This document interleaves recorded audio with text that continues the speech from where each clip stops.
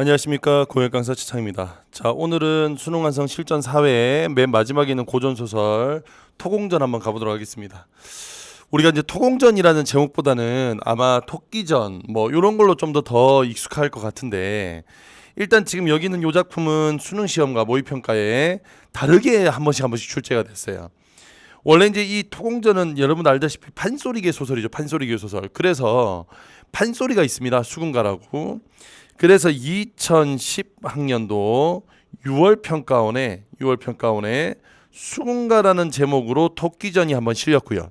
예, 토끼전이 한번 실렸고, 그다음 2016학년도 수능에 토끼전이 수록됐어요.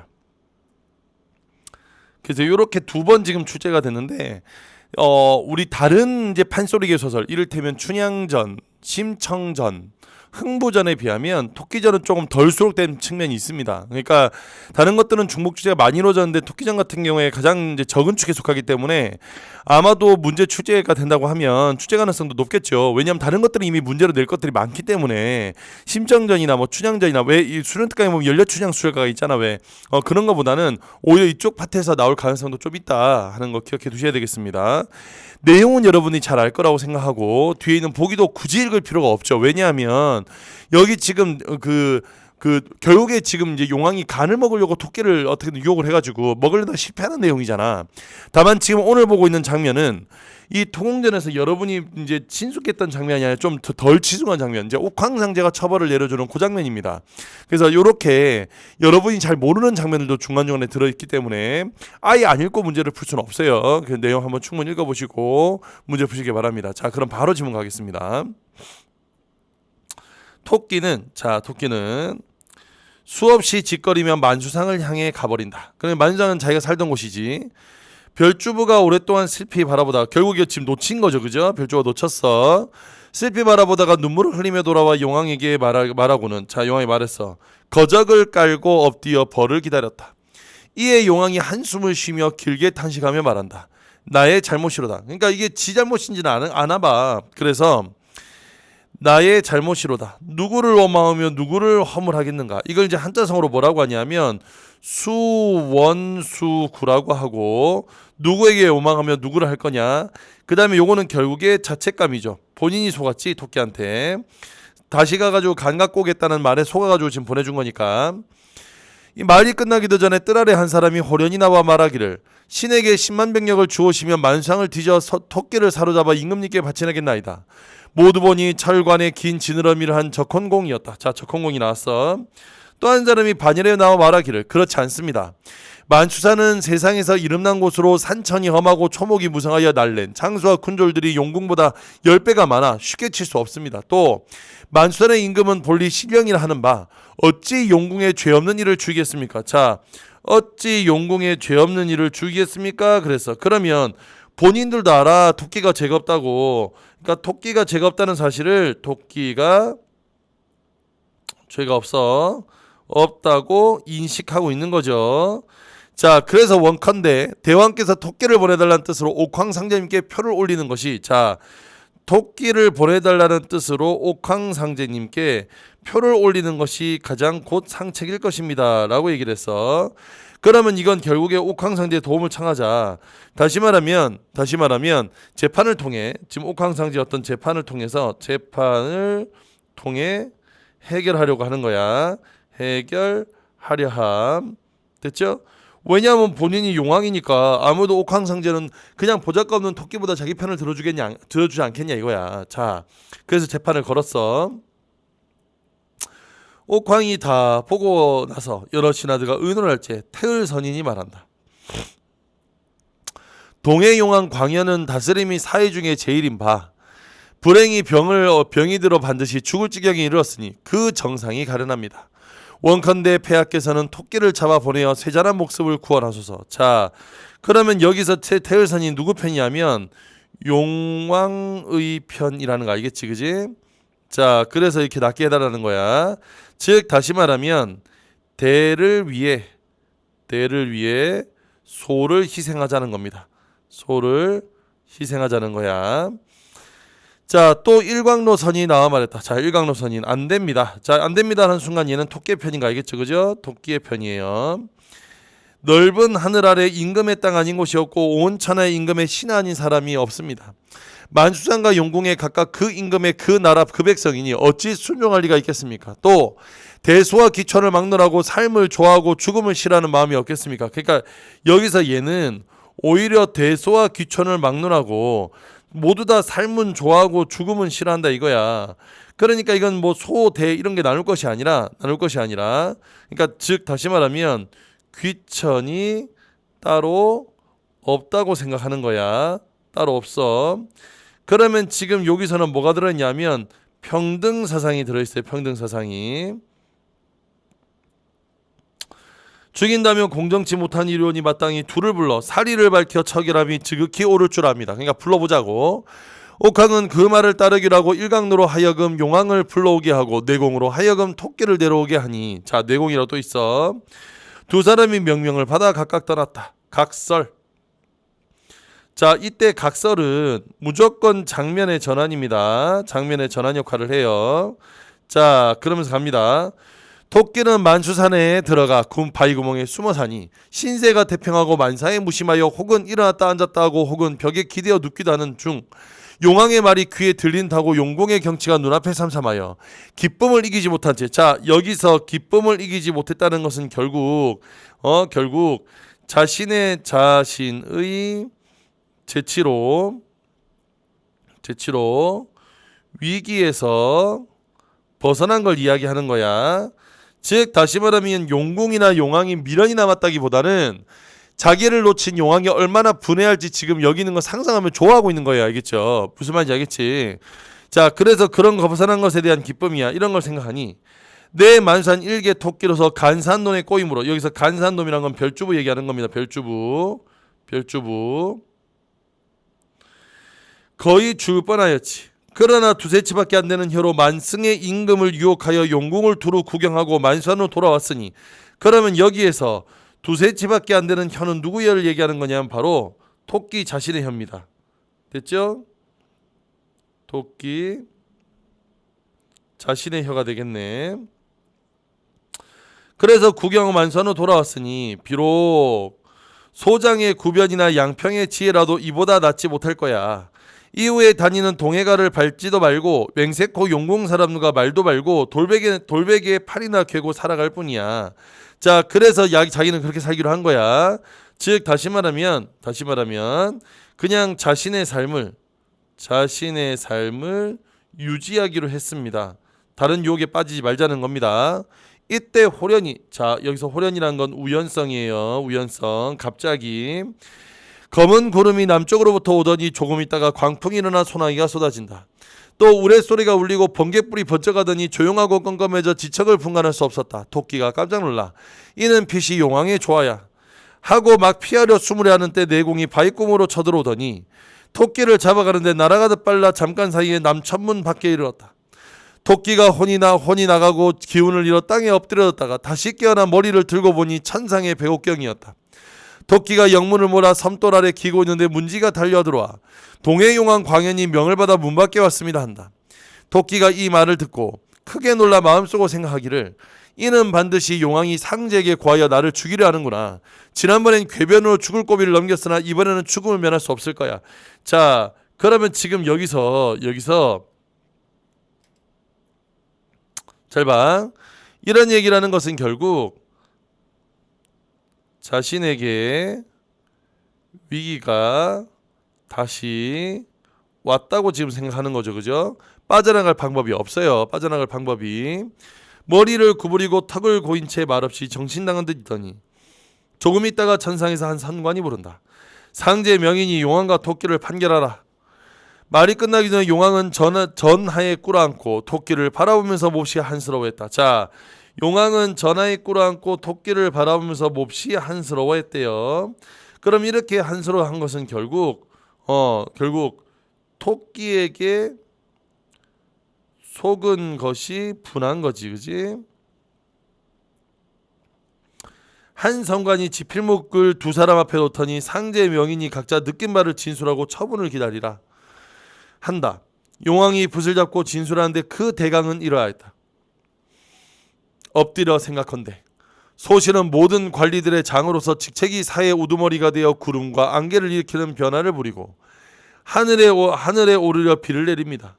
삼가 자신의 신을 나라의 신을 받들어 아래로 수많은 백성을 훈육하고 감히 어리석은 정성을 다하여 위로 임금님의 은혜에 보답하여 왔습니다. 자, 여기서 임금님이란 건 당연히 옥황상제가 되겠죠. 옥황상제. 하운데 한 병이 깊어 몸의 위태로움이 바늘방석 앉은 듯하고 100가지 약이 효험이 없으니 목숨이 조석에 달려 있습니다. 그러나 삼심산이 아득히 머니 선약을 어디서 구하며 편작은 이미 죽고 양이가 다시 나오지 않습니다만 마침내 그 관계에 빠져 후회한들 무슨 소용이 있겠습니까마는 세상에 놓쳐버렸으니 다만 속수무책일 뿐입니다. 자, 여기서 간교한 꾀라는 것은 여기서 말하는 간교한 꾀라는 건 결국 토끼의 재치를 이야기하는 거죠. 맞죠? 토끼의 재치. 자, 그래서 결국 세상에 놓쳐버렸대. 그럼 여기서 놓친 것은 토끼를 놓친 걸 이야기하는 거죠. 그죠? 토끼를 놓쳤어. 자, 그 다음. 그래서 오늘 이렇게 다시야 배우니 굶은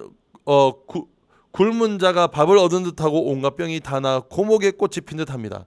자, 그러면 이 말은 뭐냐면 여기에서 오늘 이렇게 다시야 배우니 굶은 자가 밥을 얻은 듯하고 온갖 병이 다 나 고목이 핀 듯합니다 라고 얘기를 했어요. 자, 그 말은 무슨 말이냐면 자신의 병을 고칠 수 있다는 희망이 생겼다는 얘기죠. 그죠? 희망.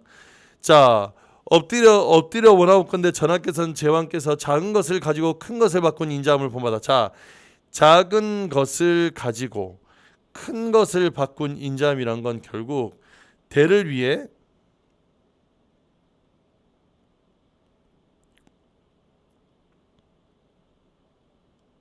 소를 희생하자는 생각입니다. 자, 그래서 이렇게 병으로 죽게 된 목숨을 구해주셔서 엎드려 임금님께 배우니 가엾고 불쌍히 여겨주소서. 자, 그래서 자기 지금 토끼가 먹어야 되겠다는 거야. 병 나으려면. 이해가 됐죠? 토끼가 또한 진술하기를 엎드려 생각한데 소실은 만수산에 나서 만수산에 자라 오로지 생명을 산중에 다였을 뿐 세상의 출세함을 구하지 않았습니다. 수양산에서 고사리 캐먹다 죽은 백이의 높은 절개를 본받고 동고에서 실을 푼 도자매 기풍을 따랐습니다. 아침에 구름 낀 산에 올라 고라니 사슴들과 짝하여 놀고 밤에는 월궁에서 상어와 함께 약방을 지었습니다. 그리하여 세상 사람들에게 결박하여 노인이 절인 생선이 줄에 꿰인 듯하고 천상에서 호령하니 뜨거운 불바람이 부는 듯합니다. 사는 것을 좋아하고 죽는 것을 싫어하는 마음에 어찌 대소가 있겠습니까? 자, 그럼 이거 아까 전에 앞에서 그 어떤 인물이 했던 얘기와 똑같은 얘기죠, 그죠? 아니 당연히 사는 거 싫어하고 죽는 거 좋아할 사람 없어. 그렇지 않아? 이해가 됐죠? 그래서 지금 요거는 결국에 아까 했던 것처럼 평등의식인데 이 평등의식을 당시에 지배층뿐만이 아니라 이렇게 백성들도 그러니까 이 조선 후기 서민의식이 성장했음을 보여주는 거예요. 성장. 자, 그래서 이렇게 되면 속에서라도 사람과 같지 않으니 오늘 뜻밖의 용왕의 비위를 거슬렸으니 어찌 감히 삶을 구하겠으며 다시 위태로운 땅을 밟아 스스로 화를 받을 것을 알겠습니다.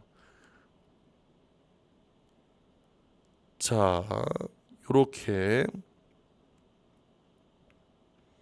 오늘 뜻밖의 용왕이 비위를 거슬렸으니 어떻게 내가 살아간다 위태로워서 받을 것을 알겠다라고 얘기를 했어. 자, 이 말은 무슨 말이냐면 잘 봐라. 이 말은 결국에 내가 귀천이 있을 수 없고 더불어 죄 없이 죽게 되면 속에서라도 살아남과 같지 않으니 오늘 뜻밖의 용왕의 비위를 거슬렸으니 나 죽게 생겼다. 그래서 결국에는 나 지금 죽을 줄 모른다는 절망적인 인식이 들어있어요. 절망적인 인식이. 됐죠? 절망적인 인식이 들어있습니다. 오광이 다 읽고 나서 여러 신하들과 의논하니 일광로가 나와 말한다. 두 사람이 진술한 바로 그 옳고 그름이 불을 보듯 환하게 되었습니다. 폐하께서 병든 자를 위하여 죄 없는 자를 죽인다면 그 원망을 어찌하겠습니까? 강자를 누르고 약자를 도와 공정한 처결을 하소서. 옥황이 그 말이 옳다고 다음과 같이 판결하였다. 대체로 천지는 만물이 머물다 가는 여관과 같고 세월은 100대에 걸쳐 지나는 손님과 같다. 나으면 늙고 늙으면 죽는 것은 인간의 일상적인 일이요 사물이 항상 되는 질인즉 진실로 이에 초연하여 혼자 존재함을 듣지 못하고 날개가 돋아 신선이 된다함을 듣지 못해노라. 또 혹 병이 들어 일찍 죽는 자나 혹 상처를 입어 죽는 자나 장자는 모두 다 병이니 어찌 원혼이겠는가. 동해왕 강연은 병이 들었으나 도리어 살고 만선 토끼는 죄가 없으나 죽는다면 이는 마땅히 살자가 죽는 것이다. 그러니까 결국에 지금 여기서 뭐라 했냐면 자, 첫 번째 이렇게 병이 들어 죽는 자나 혹은 상처를 입은 다 둘 다 이게 다 명이다. 어찌 원혼이 있겠는가라고 해서 여기에 주어진 운명에 순응해야 한다는 주어진 운명에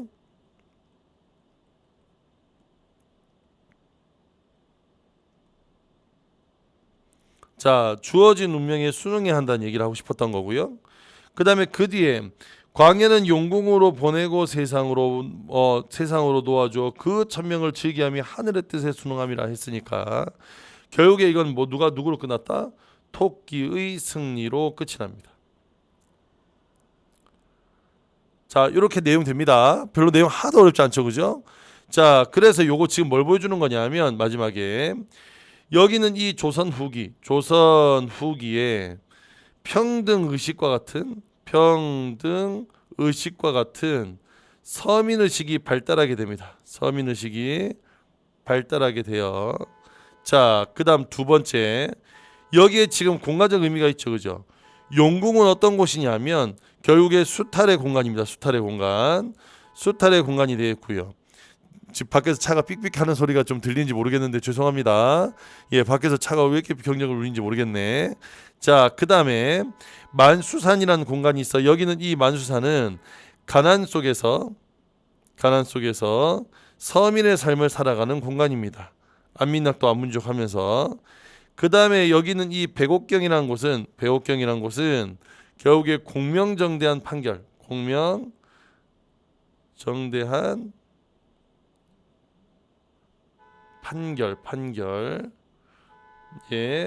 판결이 있을 곳이에요. 됐죠? 예, 이렇게 된다는 것도 기억해 두셔야 돼. 그래서 또 억울함을 풀게 된다 하는 내용입니다. 이렇게 정리하시면 될 것 같고, 자, 31번도 문제 풀어보겠습니다. 용왕은 토끼가 용궁에 도망친 것에 대해 별주부를 탓하지 않고 있다. 맞는 말이죠. 토끼는 자신의 기지로 용궁을 탈출하는 데 대해서 자부심을 갖고 있다. 이것도 맞는 말. 옥강은 토끼가 용화를 속인 것을 잘못이라 생각하여 자초지종을 듣고자 토끼를 불러올린다. 자, 여기서 잘못이라고 생각한 적 없어. 정답은 3번.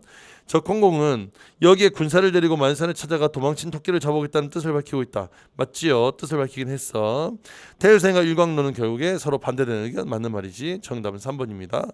자, 32번 갈게요.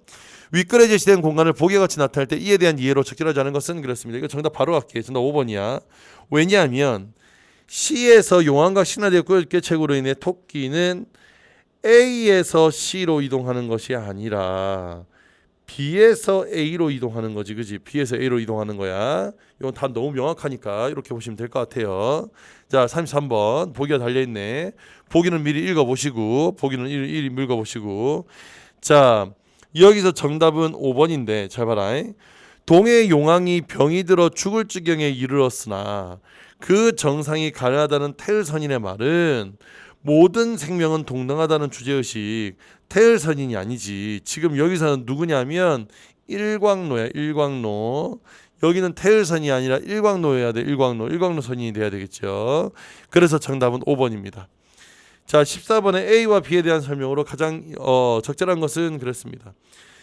자, 그러면 여기 이것도 마찬가지 답으로 바로 갈 건데 정답은 4번이에요. 죄 없는 토끼를 죽인 것은 공정하지 못하다고 한 일광로 선인의 생각은 B에서 유지되고 있다. 맞는 말이지, 그지? 그래서 정답은 4번. 자, B에서 계속 유지되고 있으니까 다 됐습니까?